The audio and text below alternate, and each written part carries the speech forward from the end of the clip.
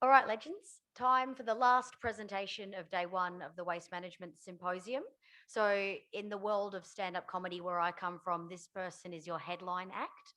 So, you're going to have to make sure that the round of applause is equivalent for a headline act of today's symposium. So, presenting on new rules for e waste, Manager of Waste and Recycling from the WA Local Government Association. Can I please get you to put your hands together and welcome Rebecca Brown? All right, everybody. Well, it's been a long day. Last presentation. Thank you for sticking around. I will be short and to the point. I'm going to be talking about e-waste. All right, so e-waste, generally defined as anything with a plug and a battery. If your arms are still working, hands up who has some e-waste in their life. Probably most people, right? It's everywhere. This is a wonderful graphic that one of my colleagues put together because we're running an e-waste collection program at the moment. But it's pretty huge, the scope of things. And what's even more terrifying is we don't know how much is out there still. Oh. So, once that slide moves, what is e-waste? Oops, sorry. Okay. So we've just got some money from our state government to run some e-waste collection programs in regional areas. And just as an example, I wanted to share a little bit of WA data because I suspect it will be similar. So there are things that are covered by the TV and Computer Product Stewardship Scheme. There are things that are outside the scheme. We call the stuff outside the scheme bycatch. Are there any fishing people in the room? You recognise the term? The things you don't quite want to get, but you do. So at the moment, to recycle TVs and computers, things covered by the scheme is costing us $330 a tonne. To recycle bycatch, $770 a tonne. That's not transport logistics, that's just the recycling costs. TV and computer scheme was supposed to actually address the issue for TVs and computers and mean that we could do it at no cost, but there's a cost at the moment. With this recent collection we wanted to look up whether we could reuse any of the materials that were collected. So when people came in their cars, we asked them, is what you've brought still working? And we managed to get about 500 kilos of stuff people said was still working. My favorite thing that someone brought in was an electronic toilet seat, unused, which they said was still working, and you just had to collect up and it would give you a warm feeling. But you know, people have all kinds of different electronic waste out there. Of what was brought in, the 500 kilos, about half, after it was tagged and tested, was assessed as suitable for resale. So it was resold through a couple of reuse shops. But this is just one example. This is a quite small area, quite small catchment.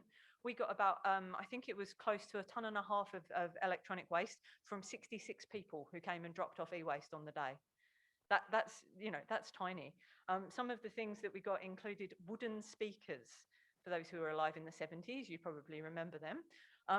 Huge range of things. And it's ongoing. Now, as we get more and more diverse with our electronic waste, it gets harder and harder to recycle it. It's getting cheaper and cheaper when it's produced, so it has less value at the end of life. And that's where product stewardship comes in. Hands up, who's heard of the TV and Computer Product Stewardship Scheme? We've got a few. All right, well, I'm going to give you a very short plotted history because I think it's helpful for context and you understand where things have come from.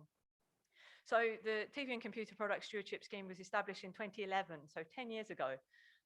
It was the most rapid I have ever seen for development of national legislation. So the scheme and the legislation that underpinned it, the Product Stewardship Act, was developed in less than 2 years. Basically because government realised they were doing a digital switchover and they were going to have a huge amount of waste televisions that they had to work out a way to recycle. And the costs for that were going to be astronomical. So they had a real incentive to get things rolling. And I think that's where we are now, 10 years later, with the export bans and everything. There's this real push and government saying we actually have to do something. So although product stewardship schemes may not be ideal at the moment, I think we've got a window of opportunity in the next couple of years to actually make them work. So it's a co-regulatory scheme and there are a number of arrangements. Basically, they are organisations that are set up to implement the scheme. Initially, the scheme had good outcomes for local government, certainly in WA and across the nation. It significantly reduced the costs of TVs and computers recycling because at the time, the majority of what local government was getting by weight was TVs and computers because TVs were this big and they weighed 40 kilos each because they were all the old style ones. Now, 10 years on, About 70% of what comes through local government collection sites are TVs and computers, but 30% aren't. So that's increased over time. And the key thing for how the scheme was designed, there are national recycling targets, national targets. So what happened? What went wrong? So 2014 was the first issue for us. DHL, who were one of the arrangements, terminated contracts with our local governments because they'd lost a few members and therefore they'd collected all of the e-waste they needed to fulfill their portion of the target for that year.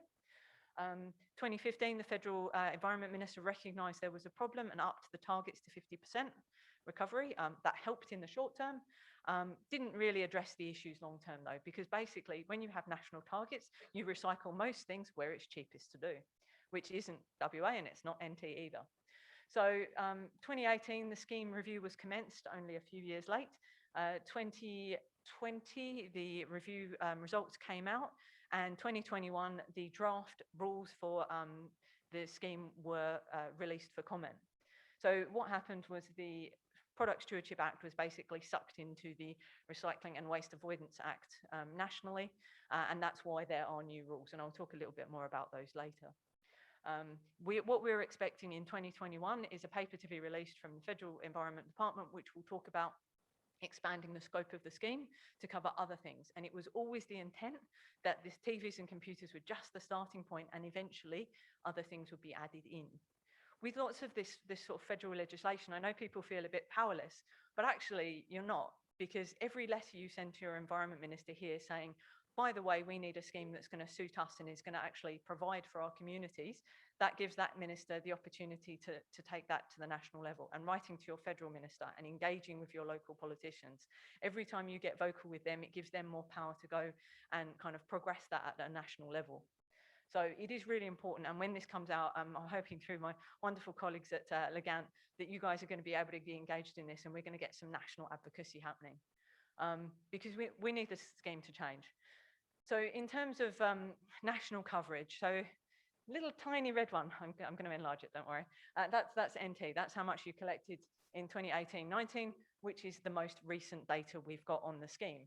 You're about 1% of the nation's population, collected 0.29% of the national tonnage for the TV and computer scheme. Same in WA, we're about 10% of the population, 5% of the national tonnage through the TV and computer scheme. Because the reason that product stewardship is not effective in regional and remote areas is because the companies are not prepared to pay what it costs to deliver it. And it's going to cost more. And it's going to cost more if you've got lower tonnage. So it's really important when we're looking at the scheme that things have to change, and it can't just be national targets where the bulk of the e-waste is collected on the eastern seaboard because it's cheaper to do it there because there's more volume, there's more people, there's more processing. So as you can see, that's most recent data. Two of the arrangements who are listed and collected e-waste back then, they're no longer around as of next year. So there's going to be one arrangement which is able to service the NT. The new rules. So as I say, the new rules, basically they're regulations under the new act. The new rules are very much like the old rules. There's no really substantive change. We still have national targets, at least this was what was in the draft.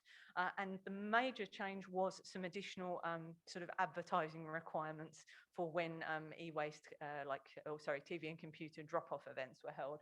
So final rules have yet to be released, but I'm not super hopeful that they're going to include anything world-changing.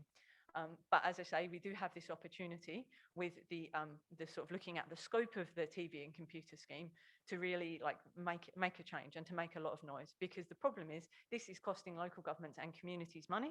It was never intended to do that. It was intended to cover the costs associated with recycling these products. So what does effective product stewardship look like?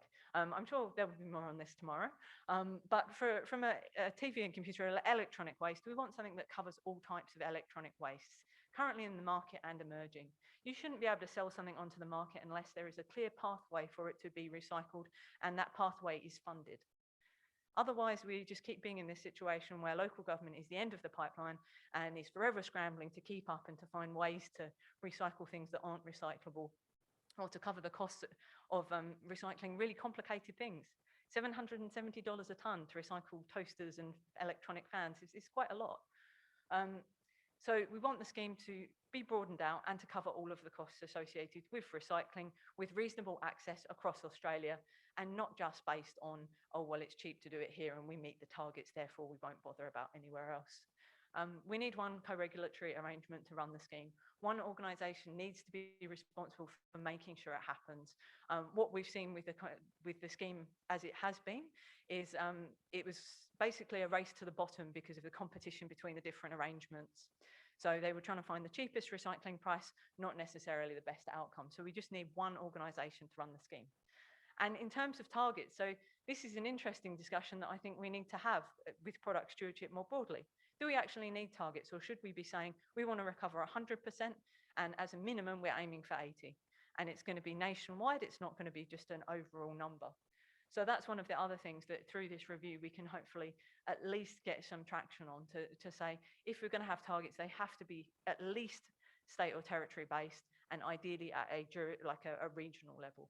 Because without that, we'll just continue the same situation we have where e-waste recycling happens where it's cheaper to do, not where it's necessarily being generated, which is everywhere. So, as I say, my presentation, very quick and to the point. Happy to answer questions, but I've finished before 4:15, which was my aim. So, thank you very much.